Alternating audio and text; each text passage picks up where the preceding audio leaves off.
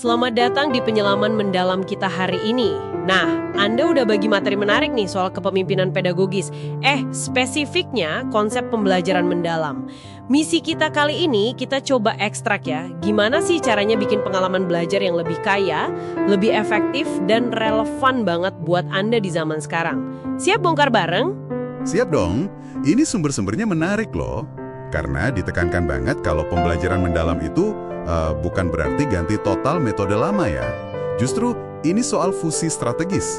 Jadi kita ambil praktek pedagogis yang udah terbukti jalan, terus digabungin sama inovasi baru, biar hasilnya lebih ngena gitu buat Anda sebagai pembelajar. Fusi ya? Berarti metode yang mungkin udah Anda kenal yang lama-lama itu nggak salah dong? Sama sekali enggak. Justru pembelajaran mendalam ini ngajak kita buat ningkatin yang udah bagus. Coba bayangin deh, praktek kayak pembelajaran berbasis masalah, PBL itu kan, atau pembelajaran berbasis proyek, PJBL. Itu bisa jadi dasarnya. Oke. Nah, yang bikin jadi pembelajaran mendalam itu pasti integrasiin sama inovasi. Contohnya nih, PBL tapi pakai e-portfolio digital buat Anda dokumentasiin prosesnya. Atau mungkin PJBL yang ada unsur coding atau gamingnya biar lebih asik. Ini juga bikin peran pengajar jadi aktivator. Jadi Anda lebih punya pilihan dan tanggung jawab belajar gitu. Menarik. Jadi kuncinya di fusi, tradisi, dan inovasi nih ya. Tapi apa sih yang bikin suatu pembelajaran itu jadi benar-benar mendalam? Katanya ada 3 pilar utama ya di sumber Anda. Betul sekali. Ada 3 prinsip kunci nih yang penting Anda pahami. Yang pertama, berkesadaran. Maksudnya, Anda belajar itu sadar penuh, tahu tujuannya apa, motivasinya dari dalam diri, terus bisa ngatur cara belajar sendiri. Jadi pembelajar aktif lah, bukan cuma nerima aja.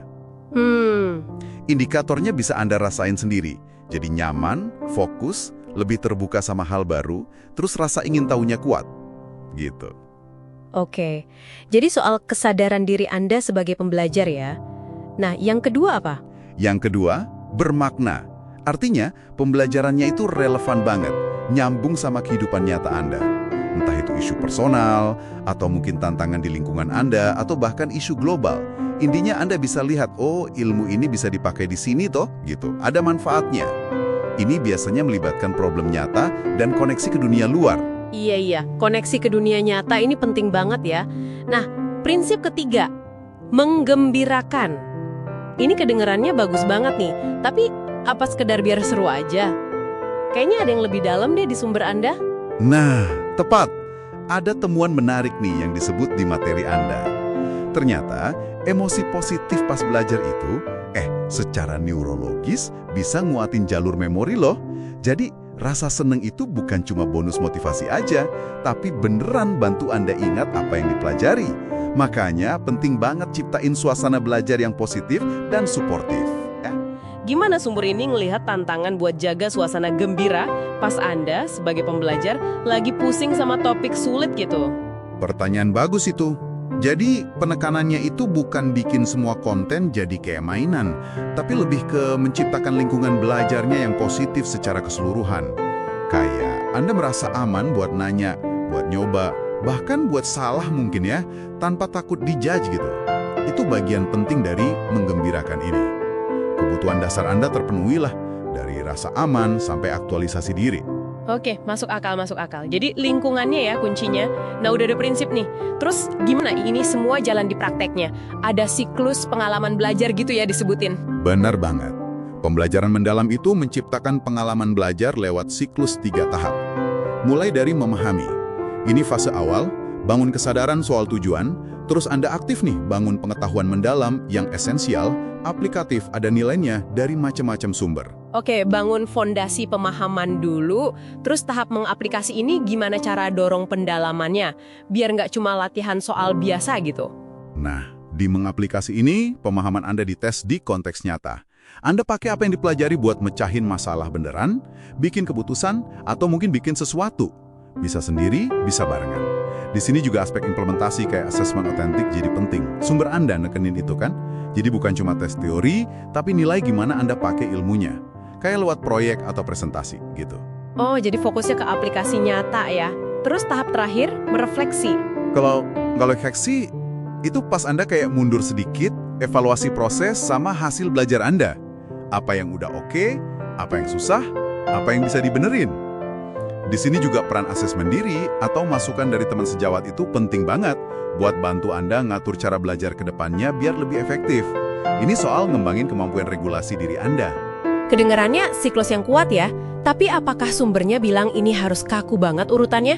Memahami, mengaplikasi, merefleksi, atau bisa lebih fleksibel gitu, tergantung kebutuhan Anda sebagai pembelajar. Sumber sih gambarinnya sebagai siklus ya, tapi lebih kayak kerangka kerja yang iteratif dan fleksibel. Kadang mungkin Anda perlu balik lagi ke memahami setelah coba mengaplikasi, atau mungkin hasil refleksi bikin Anda sadar ada pemahaman baru yang perlu digali lagi. Intinya sih prosesnya jalan terus, bukan langkah lurus yang kaku gitu. Oke. Jadi kalau kita tarik benang merahnya nih buat Anda. Pembelajaran mendalam ini intinya soal bikin pengalaman belajar yang benar-benar ngelibatin Anda secara sadar, bermakna, terus lingkungannya positif dan bikin seneng. Kuncinya difusi cerdas antara metode lama yang bagus sama inovasi baru, plus jalanin siklus terus-menerus.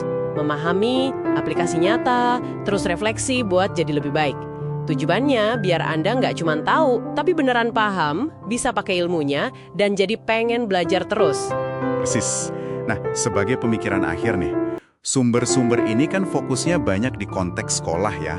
Tapi coba deh Anda renungkan, gimana kalau prinsip berkesadaran, bermakna, menggembirakan, sama siklus memahami, mengaplikasi, merefleksi, ini Anda coba terapin secara sadar ke cara Anda belajar hal baru di luar sana. Atau bahkan di kerjaan sehari-hari. Kira-kira apa ya perubahan yang mungkin terjadi buat Anda? Nah, itu sesuatu yang menarik buat Anda eksplorasi lebih jauh deh.